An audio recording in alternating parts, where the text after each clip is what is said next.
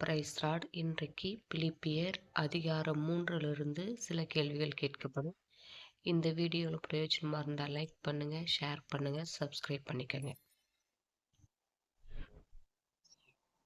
கேள்வி: எழுதினவைகளே எழுதுவதால் வருத்தப்படாதவர் யார்? பதில்: பவுல். கேள்வி: நாய்களுக்கு எப்படி இருக்க வேண்டும்? பதில்: எச்சரிக்கையாய். கேள்வி: சுண்ணத்துக்காரருக்கு எப்படி இருக்க வேண்டும்? பதில்: எச்சரிக்கையாய். கேள்வி: எதினாலே தேவனுக்கு ஆராதனை செய்கிறவர்கள் விருத்த சேதனமுள்ளவர்கள்? பதில்: ஆவியினாலே. கேள்வி: பவுல் எந்த கோத்திரத்தான்?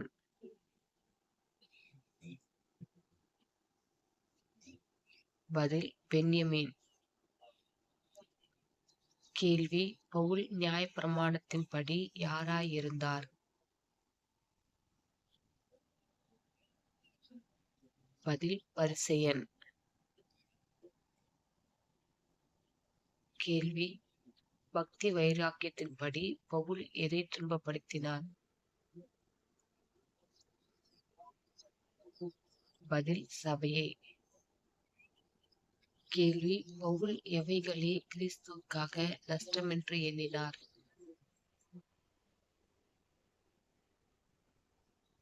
பதில்: தனக்கு லாபமாயிருந்தவைகளை. கேள்வி: பவுல் எதற்காக எல்லாவற்றையும் நஷ்டமென்று எண்ணினார்? பதில்: கர்த்தராகிய கிறிஸ்து இயேசுவை அறிகிற அறிவின் மேன்மைக்காக. கேள்வி: பவுல் எதினால் வருகிற சுயநீதியை உடையவனாய் இருக்கவில்லை?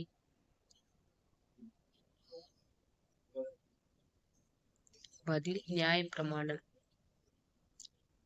கேள்வி: பவுல் எதற்குள்ளாகும்படி எல்லாவற்றையும் நஷ்டமென்று எண்ணினார்? பதில்: கிறிஸ்துவின் மரணத்திற்கொப்பான மரணம். கேள்வி: தான் எதற்கு தகுதியாகும்படிக்கு பவுல் எல்லாவற்றையும் நஷ்டமென்று எண்ணினார்?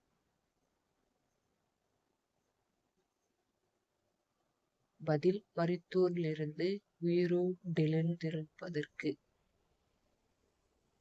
கேள்வி: பவுல் எவைகளை நாடி இலக்கை நோக்கி தொடர்ந்தார்?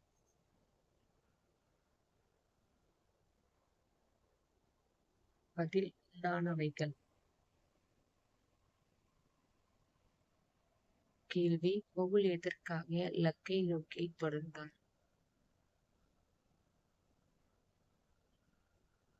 பதில்: வரமழைப்பின் பந்தய பொருளுக்காக. கேள்வி: எவர்களை மாதிரியாக நோக்குங்கள் என்று பவுல் கூறினார்? பதில்: வழிகாட்டுகிறபடி நடக்கிறவர்களை.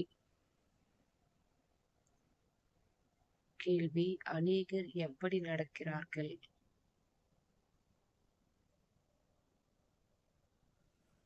பதில்: வேறு விதமாய்.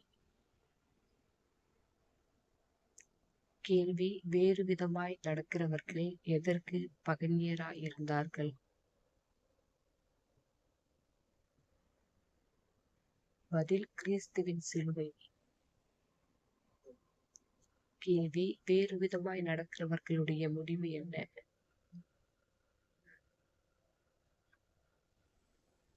பதில்: அழிவு.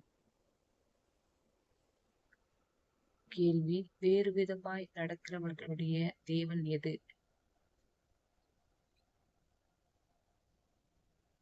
பதில்: வயிறு.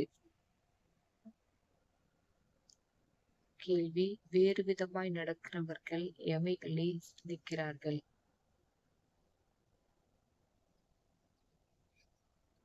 பதில்: பூமிக்கு அடுத்தவைகள். கேள்வி: நம்முடைய குடியிருப்பு எங்கே இருக்கிறது?